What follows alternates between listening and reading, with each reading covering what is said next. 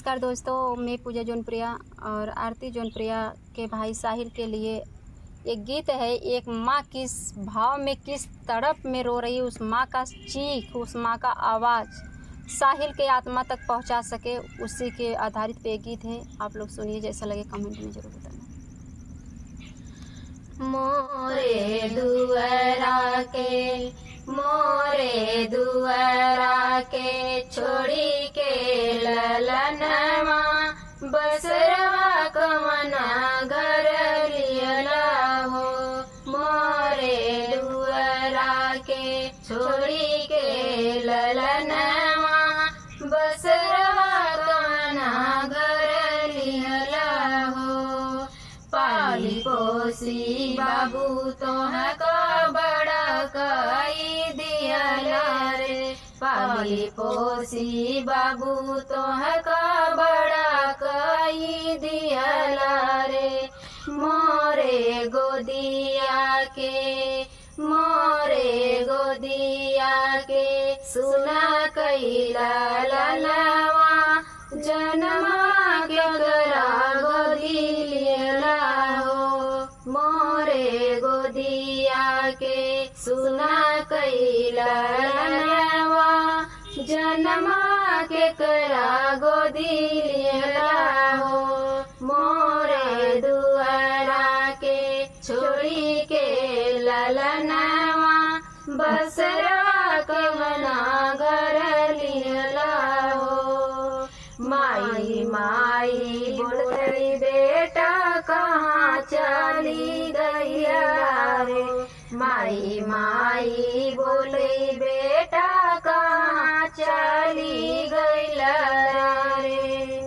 अपना बहिनी के रखिया भुलैला, रोई गे कहाँ चली गईला हो। अपना बहिनी के रखिया भुलैला, रोई गे कहाँ चली गईला हो। मोरे दुआरा के छोड़ी के ललनवा, बसरवा कमना घर लियला हो।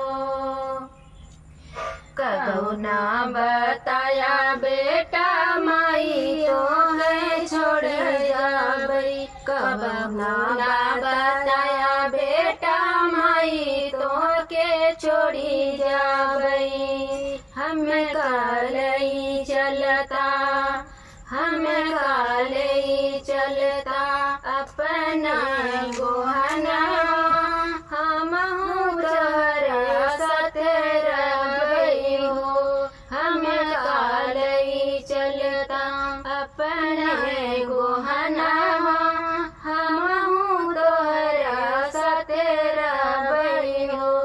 मोरा दुआरा के छोड़ी के ललनवा, बसरवा कमना घर लियला हो।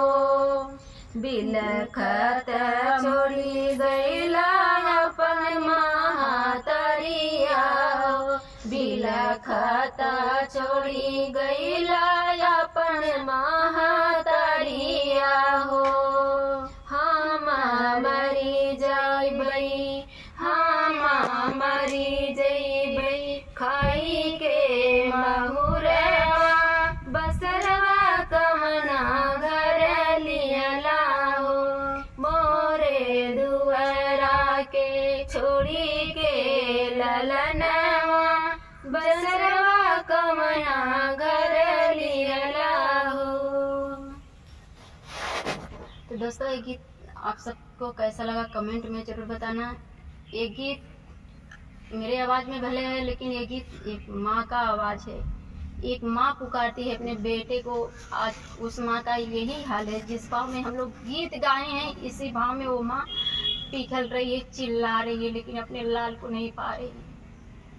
गीत मुझसे नहीं गाया जा रहा है, लेकिन फिर भी ये गीत आप सब तक पहुँचाने के लिए बहुत ज़रूरी था। एक माँ को न्याय दिला सके, एक माँ को शासन प्रशासन से भी हाथ जोड़ के हमारी यही विनती है, न्याय मिलना चाहिए। और इस इस बात को एक सारी पब्लिक समझ सकते हैं कि एक माँ का कोख उजड़ जाए, उस माँ के दिल पे क्या बीतती है। क्योंकि उस माँ के पति नहीं है, बेटा था जो घर परिवार चलाता था।